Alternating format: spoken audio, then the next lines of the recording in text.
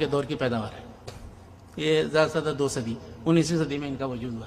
میرے بھائیوں یہ بھی بہت بڑی غلط فہمی ہے، اور ابھی وقت نہیں بہت زیادہ کی تفصیل میں جاؤں. مختصر صرف یہ بیان کروں کہ اہل الحدیث کے نام سے جماعت یا گروہ یا سوسائٹی، ایک پورا معاشرہ، یہ ہر دور میں موجود ہے. 30 صدی ہجری میں امام ابو الحسن اشعری تھے، ان کی وفات 324 ہجری میں ہوئی. انہوں نے کتاب لکھی ہے مقالات الاسلامیین.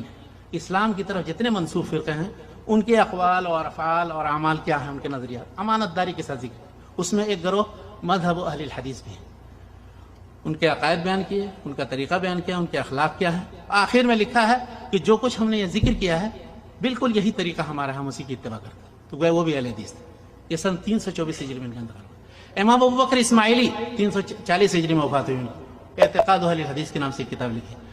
ایک 489 میں وفات ہوئی ابو المظفر سمعانی کی. انہوں نے الانتصار لاہل الحدیث کے نام سے ایک کتاب لکھی کہ اہل الحدیث کونے کونے میں آپ دنیا کے چلے جائیں ان کے اندر کوئی اختلاف نہیں، اس لیے کہ وہ ایک طریقے کو مانتے ہیں. اس کے مقابلے میں متکلمین ہیں اور دوسرے گروپ ہیں. ایک کچھ کہتا ہے، دوسرا کچھ کہتا ہے، تیسرا کچھ کہتا ہے. صفات باری کے بارے میں اختلاف ہے، خلق قرآن کے بارے میں اختلاف ہے، اور دوسرے سارے اعتقاد کے مسائل کے بارے میں اختلاف ہے. فقہی مسائل کی تو وہ تو دور کی بات ہے، اس میں تو بہت زیادہ اختلافات. لیکن اہل الحدیث ہمیشہ اپنے ایک منہج پر قائم، وہ ہے اتباع کتاب سنت کا منہج.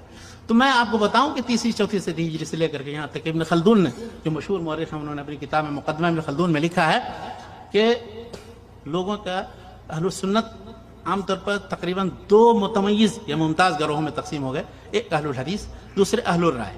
اہل الحدیث کا طریقہ یہ تھا، طریقہ استنباط، کہ جب تک کوئی مسئلہ پیش نہیں آ جاتا تھا اس سے متعلق کوئی لب کشائی نہیں کرتے تھے، فرضی مسائل نہیں گڑھتے تھے، اور نہ اس کے ذریعے لوگوں کی مشق کراتے تھے طالب علموں کی. یہ ان کا طریقہ تھا. دوسرا طریقہ یہ تھا کہ ہر مسئلے سے متعلق وہ دیکھتے تھے کہ اس سلسلے میں رسول اللہ صلی اللہ علیہ وسلم سے کوئی حدیث وارد ہے کہ نہیں، صحابہ کرام سے کچھ منقول ہے کہ نہیں. جب تک نہیں وہ پا لیتے تھے اس وقت تک اس سے متعلق کوئی چیز نہیں. اگر نہیں پاتے تھے تب پھر وہ اجتہاد کرتے. اس کے بالمقابل اہل الرائے کا طریقہ یہ تھا، ان کا ایک لقب ہے الارائیتیون. یعنی آپ امام محمد کی کتابیں موجود ہیں، چھپ گئی ہیں، اب دیکھیے. ارائیت ان کان کذا، ارائیت یعنی اگر ایسا ہو، اگر ایسا ہو، اگر ایسا، فرضی مسائل. تو ان فرضی مسائل کے ذریعے وہ کوشش یہ کرتے تھے، ان کا مقصد یہ تھا کہ طالب علموں کی مشق کرائی جائے ان کی، کہ کس طرح سے وہ مسئلہ مستنبط کریں. لیکن اس کی ضرورت نہیں محسوس کرتے تھے کہ واقعی وہ مسئلہ پیش آیا کہ نہیں پیش آیا. اور دوسری چیز یہ ہے کہ وہ ہر مسئلے سے متعلق حدیث نہیں دیکھتے تھے کہ وارد ہے کہ نہیں وارد ہے. ان کے یہاں کچھ اصول و قواعد تھے، ان اصول و قواعد کی روشنی میں مسئلے کا استنباط کرتے تھے، اور اس طرح چلے. تو یہ 2 طریقے بہت ممتاز ہیں. شاہ ولی اللہ رحمۃ اللہ علیہ نے آخر میں، ان کی وفات 1176 ہجری میں ہوئی. ان کی مشہور کتاب ہے جو طلائع البالغہ ہے. اگر آپ کو تفصیل پڑھنی ہو تو اس میں پڑھ لیں، جو باتیں میں بیان کر رہا ہوں سب اس میں لکھی ہوئی ہیں. باب الفرق بین اہل الحدیث و اہل الرائے.